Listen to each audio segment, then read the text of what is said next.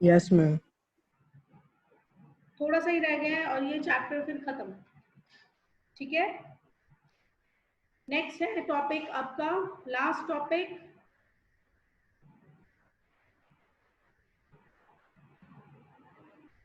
disorders related to circulatory system।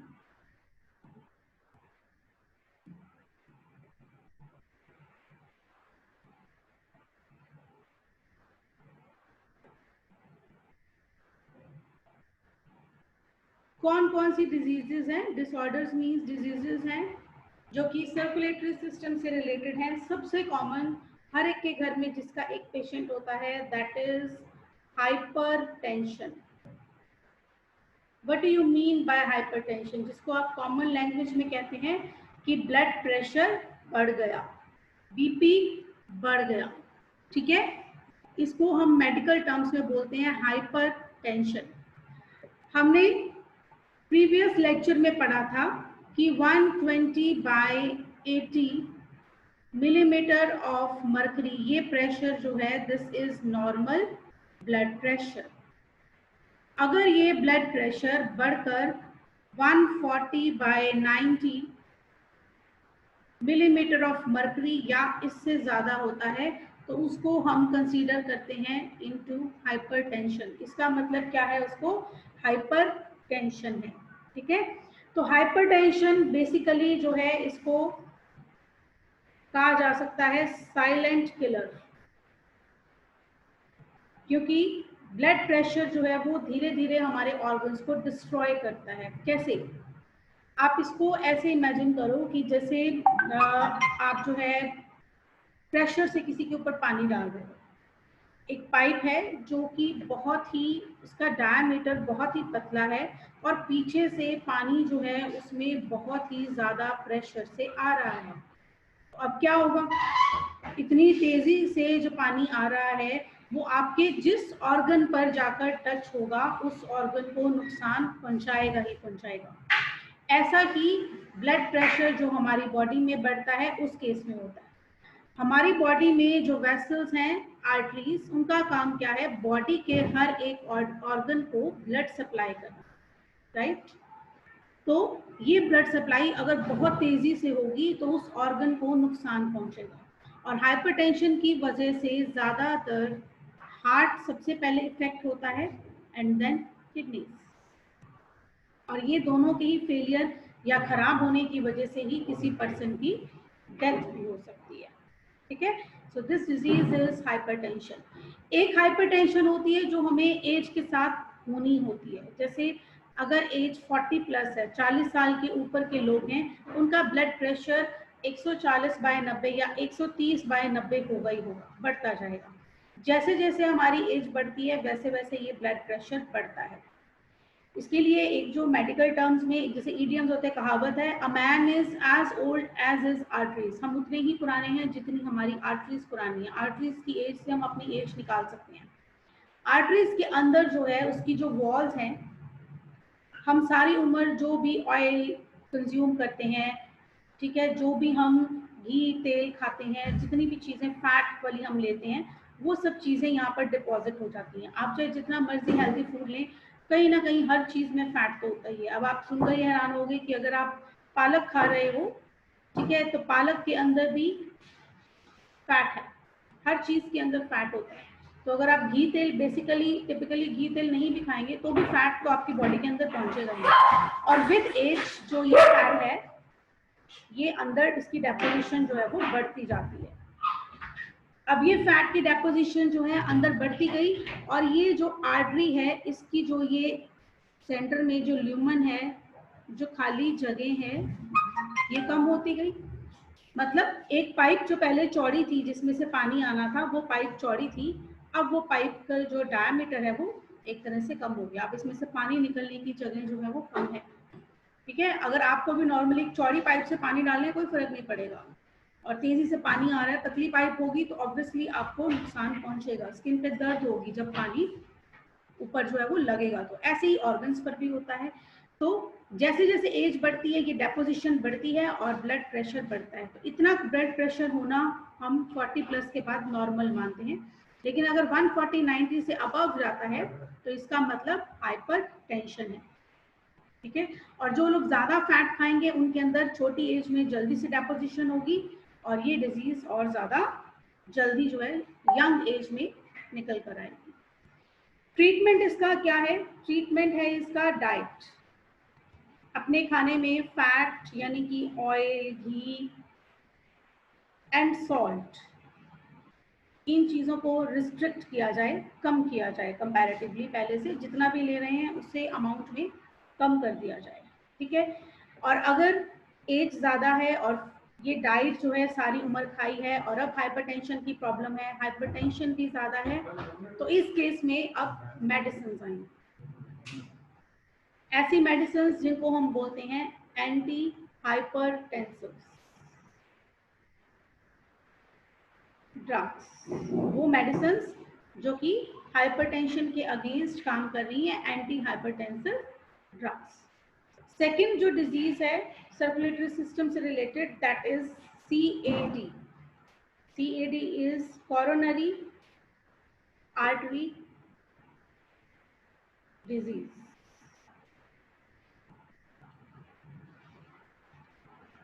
Coronary artery disease क्या है? Coronary artery disease एक disease ना होकर कई डिजीजेस का एक कॉम्बिनेशन है, जिसमें सबसे ज्यादा कॉमन है दैट इज एथेरोस्क्लेरोसिस, जिसकी मैंने अभी बात की है कि हमारी जो वेसल्स हैं, स्पेशली जो कि हार्ट को सप्लाई कर रही हैं, ब्लड, जो ब्लड सप्लाई हार्ट को कर रही हैं, वो सारी वेसल्स या वो सारी आर्टरीज जो हैं, अगर उनका ल्यूमेन कम हो जाए, उनके बीच की सेंटर की खाली जगह कम हो जाए, तो वो डिजीज क्या कहलाती है? एथेरोस्क्लेरोसिस। सिर्फ हार्ट को सप्लाई करने वाली, हार्ट को सप्लाई करने वाली आर्टरीज को हम क्या नाम देते हैं? Coronary arteries. तो कोरोनरी आर्टरीज में अगर कोई ब्लॉकेज हो जाती है तो उसे हम क्या बोलते हैं? एथेरोस्क्लेरोसिस। और कंबाइन अगर कहें तो किस ग्रुप ऑफ डिजीज के अंदर आ जाती है? CAD, कोरोनरी आर्टरी डिजीजेस, ठीक है। अब ल्यूमेन नैरो होने की वजह से जो है यहाँ पर सारा जो डिपोजिशन होने की वजह से ल्यूमेन नैरो हो गया। अब पहला सिम्टम क्या आएगा? पेशेंट का ब्लड प्रेशर जो है वो बढ़ना शुरू होगा, धीरे धीरे उसको सांस लेने में तकलीफ होगी। क्योंकि सांस लेने में तकलीफ होगी इसलिए क्योंकि उसके अंदर जो है ऑक्सीजन जो है वो कम हो रही है, ठीक है। ऑक्सीजन कम होने की वजह से उसका जो है सांस चढ़ रहा है और साथ साथ में उसको ब्लड प्रेशर भी बढ़ने की प्रॉब्लम हो रही है, ठीक है। अब इसको हम कैसे देखते हैं? नॉर्मली आप कहते हो कि कोलेस्ट्रॉल बढ़ गया, जिसके अंदर जो आर्टरीज हैं उसके अंदर डेपोजिशन बढ़ जाती है, हम क्या कहते हैं? उसके अंदर क्या हो गया है? उस पर्सन का कोलेस्ट्रॉल बढ़ गया है। कोलेस्ट्रॉल या लिपिड भी कह देते हैं इसको हम, या हम कहते हैं फैट बढ़ गया, या नॉर्मल लैंग्वेज में हम कहते हैं तो चर्बी बढ़ गई है इसके खून में। तो वो सारी चीजें क्या होती है? बेसिकली कोरोनरी आर्टरी में होती है।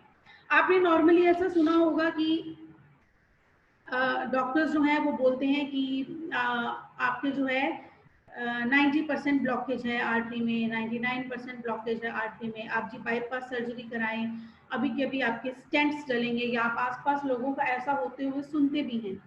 तो ये सब चीजें क्यों होती हैं? That is due to coronary artery disease, और उसमें सबसे पहले आ जाती है एथेरोस्क्लेरोसिस। थर्ड जो आपकी डिजीज है दैट इज आर्टेरोस्क्लेरोसिस। दोनों में फर्क है। एथेरोस्क्लेरोसिस होती है हार्ट की जो वेसल्स हैं उनमें होना, और इसकी किसी भी एज में हो सकती है। जरूरी नहीं कि इसके लिए जो 60-70 साल का होना जरूरी है, सारी उम्र फैट खाना जरूरी है। अगर छोटी उम्र से भी कोई फैट खाता है तो भी हो जाता है। अभी रिसेंटली मैंने अपने नोन में आसपास सुना है कि एक 5 इयर्स के बच्चे को हार्ट अटैक आया, उसको कार्डियक अरेस्ट हुआ और इमीडिएटली उसकी डेथ भी हो गई, ठीक है। तो इसका मतलब उसके अंदर पहले से ही आर्टरीज के अंदर पहले से ही फैट डेपोजिशन होनी शुरू हो गई थी बाय बर्थ ही। तो उसके लिए उसको पूरियां, तेल, बर्गर ये खाने की जरूरत नहीं पड़ी। जो फूड में है फैट, वही फैट उसकी बॉडी में डिपॉजिट होता रहा और उसने उसके हार्ट को डिस्ट्रॉय कर दिया। तो ये तो हो गया एथेरोस्क्लेरोसिस, जो किसी भी एज में हो सकता है। आर्टेरोस्क्लेरोसिस क्या है? विद एज, 70+ एज में आर्टरीज जो हैं हमारी पुरानी हो जाती हैं, उनके ऊपर जो है आर्टरीज के ऊपर फैट की डेपोजिशन जो है वो बढ़ जाती है, और इस डेपोजिशन के बढ़ने के कारण जो है आर्टरीज का ल्यूमेन कम हो जाता है, और ये ल्यूमेन कम होने की वजह से ब्लड प्रेशर बढ़ना कहलाता है आर्टेरियोस्क्लेरोसिस। अब ब्लड का जो है सर्कुलेशन नॉर्मल चल रहा होता है, लेकिन ये जो यहाँ पर जो जमा हुआ फैट है, कभी कभी ये एक छोटे टुकड़े की फॉर्म में यहाँ से निकलकर सर्कुलेशन में आ जाता है। ये सारा जो मैं एरो से दिखा रही हूँ ये ब्लड है, तो ये ब्लड के बीच में आ जाता है। अब क्या होगा, जिस भी पार्ट को ये पहुंच रहा है ब्लड, उस पार्ट में ऑब्स्ट्रक्शन हो जाएगी, ब्लड उसको प्रॉपर नहीं मिलेगा, जितना ब्लड मिलना चाहिए उतना ब्लड नहीं मिलेगा, और इतना ब्लड नहीं मिलेगा तो धीरे धीरे वो ऑर्गन जो है वो खराब होना शुरू हो जाएगा। और इस तरह से हम लोग कहते हैं कि बूढ़े हो गए, या कोई किसी की भी डेथ होती है हमेशा कोई ना कोई कारण होता है, लिवर खराब हो गया, किडनी खराब होगी, हार्ट में तकलीफ होगी, कुछ भी हो गया, तो वो कारण इस आर्टेरियोस्क्लेरोसिस की वजह से बनता है। नेक्स्ट डिजीज है that is coronary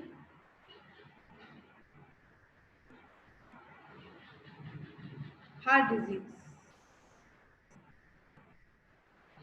coronary arteries की वजह से हमारे अंदर जो हार्ट की प्रॉब्लम्स होती हैं, सबसे पहली इसके अंदर आती है coronary thrombosis.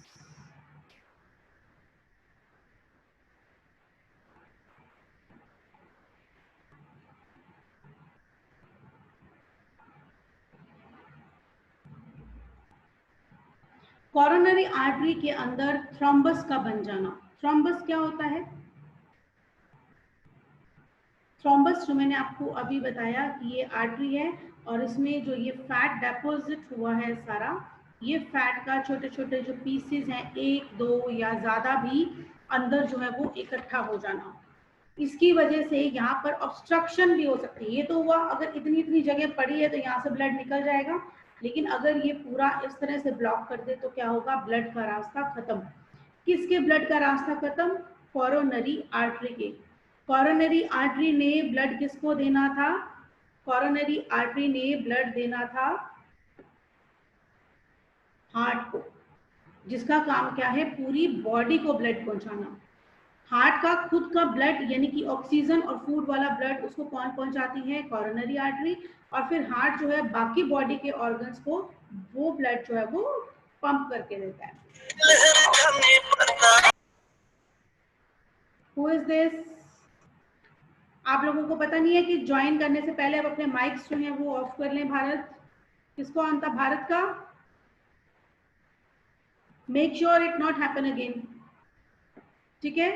Coronary artery heart को सप्लाई करती है, और हार्ट जो है वो बाकी ऑर्गन से डीऑक्सीजनेटेड ब्लड लेकर उसको ऑक्सीजनेट कर देता है, ठीक है, यानी कि ऑक्सीजन वाला बना देता है। तो अगर इस कोरोनरी आर्टरी में ही ब्लॉकेज है, इसका ब्लड ही प्रॉपर नहीं फ्लो कर पा रहा, यहाँ से निकलकर यहाँ नहीं पहुंचेगा हार्ट तक, तो क्या होगा, आपको जो डिजीज होगी दैट इज कोरोनरी थ्रोम्बोसिस, यानी कि कोरोनरी आर्टरी अब पूरी तरह ब्लॉक हो गई, 100% ब्लॉकेज। इस केस में क्या होगा, पेशेंट बिल्कुल भी सांस, जो आप फिल्मों में सिम्टम देखते हैं, चेस्ट पकड़कर पसीना आ जाता है, दर्द, पेशेंट बेहोश हो जाता है, बचेगा नहीं बचेगा कुछ नहीं पता होता, that is coronary thrombosis. Second disease होती है एंजाइना पेक्टोरिस।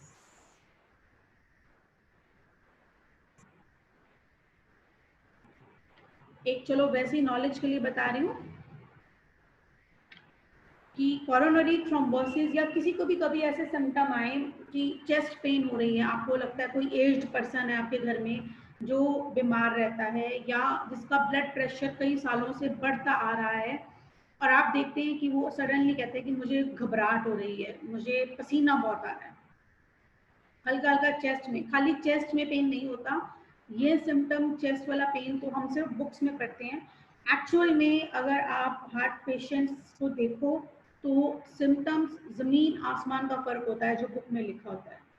कभी कभी पेन जो है यहाँ जॉ लाइन में भी होती है, जैसे जैसे आप आगे पढ़ते जाओगे आपको सिम्टम्स और पता चलेंगे, ये जॉ में भी पेन होती है कभी कभी, ठीक है, जबड़े में पेन होती है, और कारण क्या होता है, हार्ट के अंदर ब्लॉकेज। जरूरी नहीं कि सबको ऐसे चेस्ट पेन हो, पसीना आए, जैसा फिल्मों में दिखाते हैं, ऐसा नहीं होता।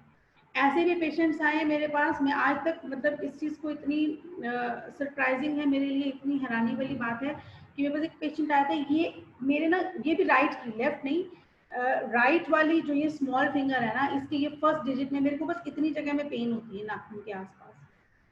70 ईयर प्लस पर्सन था, मेरे को सिर्फ यहाँ पे दर्द होती है और भी मेरे को पूरी जिंदगी में कभी कोई तकलीफ ही नहीं हुई, मैंने कभी कोई दवाई नहीं खाई, क्योंकि उसकी एज ज़्यादा थी इसीलिए उसके सारे टेस्ट करवाए तो पता चला उसका हार्ट नियरली ब्लॉक है। तो उसको बोला या तो तू आईसीयू में अभी के अभी ले जा या यहाँ से चला जा। ठीक है, अब कोई क्यों मानेगा, कोई कहेगा मेरी राइट हैंड की छोटी सी फिंगर है, इसका भी एक छोटा सा पार्ट सिर्फ दर्द हो रहा है और आप कह रहे हो कि आईसीयू में एडमिट हो जाओ। तो ही डिडंट ट्रस्ट इट और बाद में ही पास जब अगले ही दिन उस पर्सन की डेथ भी हो गई थी, मुझे इन्फॉर्मेशन मिली। तो सिम्टम्स वेरी करते हैं। अगर कभी आपको कोई ऐसा मिले कि जो कह रहा है मेरे यहाँ पर जॉ में पेन हो रही है, ठीक है, या मेरी चेस्ट में पेन हो रही है, जरूरी नहीं लेफ्ट साइड पे ही हो, राइट साइड में भी पेन हो सकती है, राइट आर्म में भी पेन हो सकती है, हमें एज और ये देखना है कि पहले ब्लड प्रेशर बढ़ता है या नहीं बढ़ता। अगर ये दोनों चीजें पॉजिटिव हैं, पहले ब्लड प्रेशर बढ़ता था, एज भी 50-60 के करीब है, 40 प्लस इवन मान लो 40 प्लस ही एज है, और अगर ऐसा कोई कहता है आपके घर में तो उसको बोलो कि जोर जोर से खांसी करे, जितनी जोर से फोर्स लगाकर वो खांसी कर सकता है वो खांसी करे। इससे क्या होता है, कुछ टाइम के लिए हार्ट के अंदर जो ऑक्सीजन है वो बनी रहती है, ब्रीथिंग जो है वो थोड़ी फोर्सफुल ब्रीथिंग हो जाती है, जोर लगा के ब्रीथिंग अंदर हो जाती है, और ऑक्सीजन सप्लाई उस टाइम तक नॉर्मल रहती है जब तक कि आप प्रॉपर हॉस्पिटल में पहुंच नहीं जाते और आपको फर्स्ट एड नहीं मिल जाता। दवाई तो आप कुछ दे नहीं सकते, लेकिन आप इतना कर सकते हैं, उस पेशेंट को ये कह सकते हैं कि अगर वो होश में है, कॉन्शियस लेवल उसका अच्छा है, होश में है, तो आप उसको बोलो जोर जोर से खांसी करे। खांसी करने से उसको जो है कुछ ऑक्सीजन मिलती रहेगी जितना कि वो हॉस्पिटल तक पहुंचाने के उसको काम आ जाएगा। नेक्स्ट डिजीज है एंजाइना पेक्टोरिस, इसमें भी आप ऐसा कर सकते हैं। ये होती है टिपिकल चेस्ट पेन, इसमें तो चेस्ट पेन होगी होगी। एंजाइना का मतलब होता है पेन, और पेक्टोरिस जो वर्ड बना है वो बना है एक मसल से, that is pectoralis major muscle. हमारे जो ये शोल्डर है, शोल्डर्स के अंदर यहाँ पीछे से लेकर ये सारा यहाँ तक फैली होती है एक बहुत बड़ी muscle, that is pectoralis major muscle.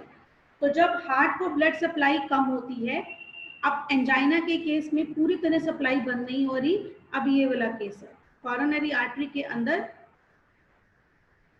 थोड़ी सी रुकावट है, ब्लड आ रहा है लेकिन प्रॉपर अच्छे से नहीं आ रहा है क्योंकि बीच में कुछ रुकावट है, थ्रोम्बस है एक छोटा जिसने पूरा नहीं इसको ब्लॉक किया, कुछ हद तक ब्लॉक किया हुआ है। उस केस में क्या होगा, अब पेशेंट को सांस लेने में तकलीफ होगी, वो जोर लगाकर थोड़े थोड़े सांस लेने की कोशिश करेगा, चेस्ट पेन होगी क्योंकि हार्ट को जो यहाँ पर हार्ट पड़ा है, हार्ट को ब्लड सप्लाई नहीं मिल रही तो आसपास की मसल्स में भी वो पेन फील होगा। जैसे आप अगर अपना हाथ दबाकर एक सो जाते हैं, एक साइड पर हाथ दबाकर सो जाते हैं, सुबह उठते हैं तो आपका हाथ एकदम भारी भारी सुन्न आपको लगता है, ऐसा लगता है कि ये अब काम ही नहीं करेगा काफी देर तक। फिर जब आप उसको थोड़ा सा उसमें मसाज करें, उसको हिलाएं डुलाएं, तो क्या होता है वो नॉर्मल हो जाता है, बाकी ठीक पहले की तरह ठीक हो जाता है।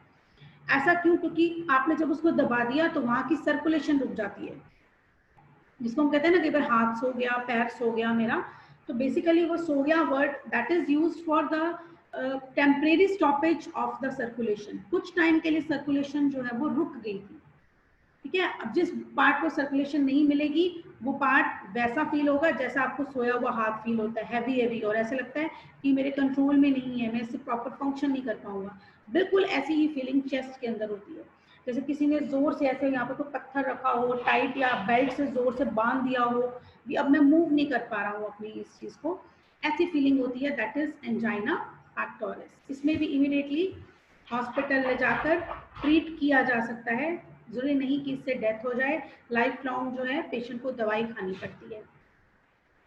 फिर एक टर्म आती है हार्ट फेलियर,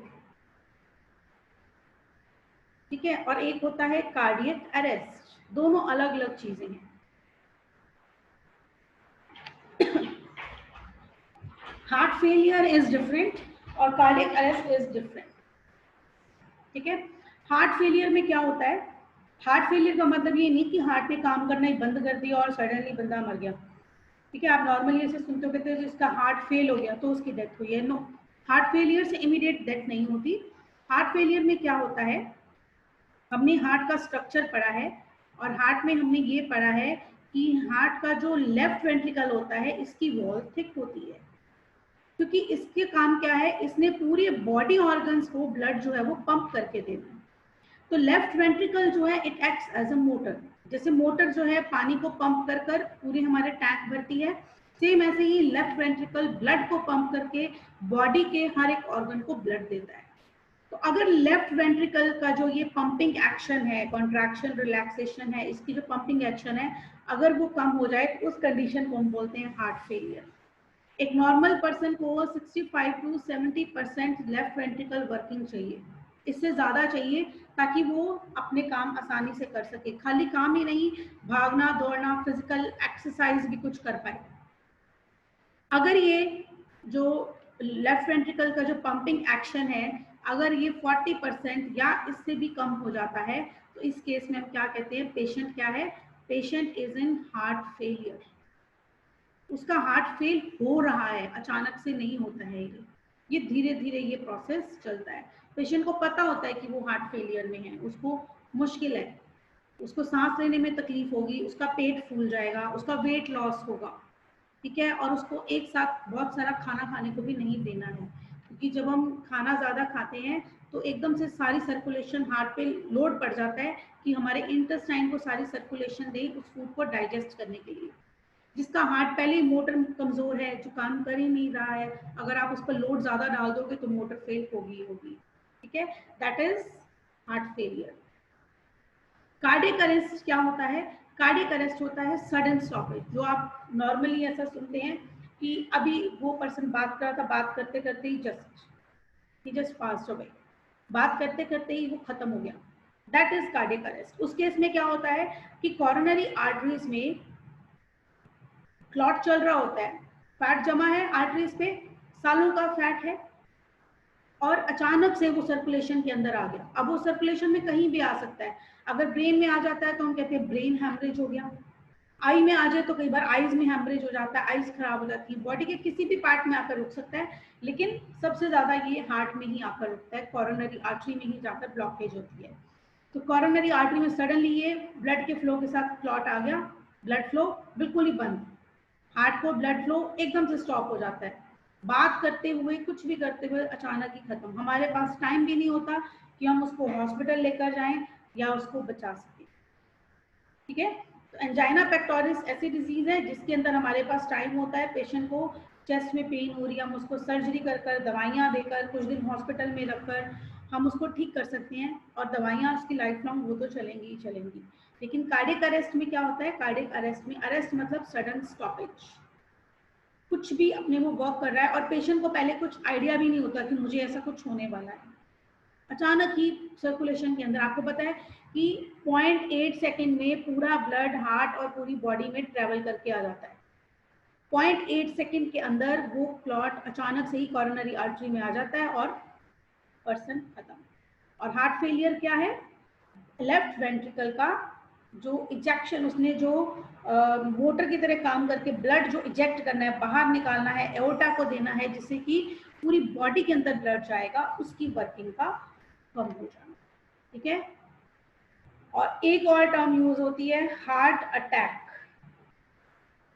ये तीनों अलग अलग चीजें, हार्ट फेलियर, हार्ट अटैक और कार्डियक अरेस्ट। सडनली अगर हार्ट को ब्लड सप्लाई कम हो जाए, खत्म नहीं हो जाए, कम हो जाए, तो हार्ट की मसल्स जो हैं उनकी डेथ हो जाती है, वो डैमेज हो जाती हैं। और हमने क्या पढ़ा है, सेल वाले चैप्टर में हम क्या पढ़ रहे हैं कि हार्ट की जो मसल्स होती हैं, हार्ट के जो सेल्स होते हैं, मसल्स जिन सेल्स से बनी हैं वो कौन से फेज में होते हैं, क्विसेंट फेज में होते हैं, G0 फेज में, जो डिवाइड नहीं करते, एक बार खत्म हो गए, डैमेज हो गए तो हो गए।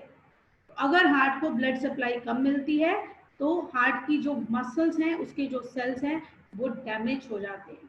इसकी वजह से हम पेशेंट को मेडिसिन पे पूरी जिंदगी रख सकते हैं, मेडिसिन के थ्रू उसको कोई भारा भागने दौड़ने का काम नहीं करने देंगे, और मेडिसिन के सहारे वो हल्के फुल्के अपने काम करते हुए अपनी लाइफ जो है वो जी सकता है कुछ सालों तक।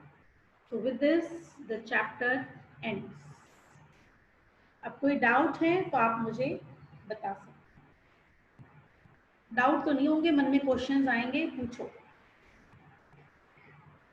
कोई अड़ोसी पड़ोसी, कोई रिश्तेदार, कुछ ना कुछ ऐसा दिमाग में आ जाएगा, है ना? तो यू कैन आस्क एवरीथिंग। बोलो।